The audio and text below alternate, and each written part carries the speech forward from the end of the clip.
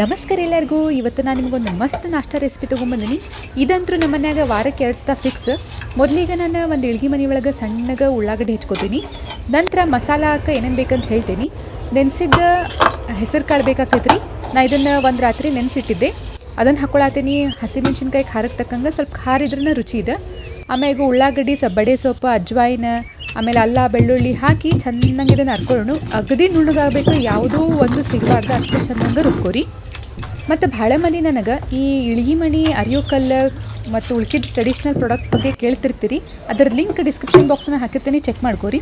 ಈಗ ಒಂದು ಕಟ್ಗೆ ಕೊಣಂಗಿ ಒಳಗೆ ನಾನು ಗೋಧಿ ಹಿಟ್ಟು ರುಬ್ಬಿದ ಮಸಾಲೆ, ಆಮೇಲೆ ಒಂದು ಸ್ವಲ್ಪ ತುರಿದಿದ್ದ ಗಜ್ಜರಿ, ಕೊತ್ತಂಬರಿ, ಚಾಟ್ ಮಸಾಲ, ಅಜ್ವಾಯಿನ ಈ ರೀತಿ ಮಾಡಿ ಹಾಕ್ಕೊಳತ್ತೀನಿ. ಉಳ್ಳಾಗಡ್ಡಿಲಿ ಆಪ್ಷನಲ್ ಬೇಕಿದ್ರೆ ಹಾಕೋರಿ, ಇಲ್ಲ ಅಂದ್ರೆ ನಡಿತೈತಿ. ಅಗದಿ ಸಣ್ಣಗೆ ಹೆಚ್ಚಿರಿ ಮತ್ತು ರುಚಿಗೆ ತಕ್ಕಷ್ಟು ಉಪ್ಪು ಇವನ್ನೆಲ್ಲ ಹಾಕಿ ಚೆನ್ನಾಗಿ ನಾನು ನಾದ್ಕೋತೀನಿ. ಸ್ವಲ್ಪ ಎಣ್ಣೆ ಹಾಕೋರಿ, ಅಂದ್ರೆ ಸರಿ ಆಗ್ತೈತೆ ನಾದಾಕ. ಈಗ ಹಿಟ್ಟು ಹಚ್ಚಿ ಇದನ್ನು ಚಪಾತಿಗತೆ ಮಾಡ್ಕೊಳ್ಳೋಣ.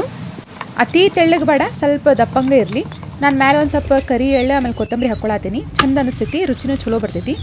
ಈಗ ಎಣ್ಣೆ ಅಥವಾ ತುಪ್ಪದಾಗಿದ್ದನ್ನು 2 ಸೈಡ್ ಫ್ರೈ ಮಾಡ್ಕೊಳ್ಳೋಣ.